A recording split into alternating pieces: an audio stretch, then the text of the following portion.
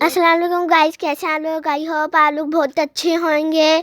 तो आज हम लेफ्ट ओवर दाल से रोटी बनाएंगे, बेसन वाली रोटी बनाएंगे। तो दाल में हमने सारे मसाले डाल लेने हैं।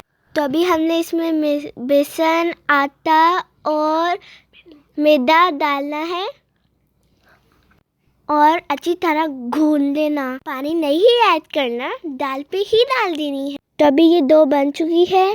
तो अभी हम इसमें मज़ेदार पराठे बनाएंगे और उसको अच्छी तरह कुक कर लेंगे। तो गाइस, मैंने तो देसी घी में बनाया, और आपको अगर चाहते हो ऑयल पे किसी में भी बना सकते हैं। तो देखें कैसी लुक आई है बेसन की, मतलब रोटी की। हम तो इसको चाय के साथ खाएंगे, आप तो चटनी क्या लस्सी के साथ खा सकते हैं, एज यू विश। तो गाइस, अभी हमारी चाय रेडी होने वाली है। तो गाइस, आपने मेरे चैनल को लाइक एंड सब्सक्राइब ज़रूर करना है।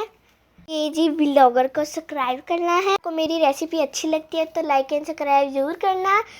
और अभी हमारी चाय जो है वो रेडी होगी। अभी हम इसको बॉईल कर रहे हैं।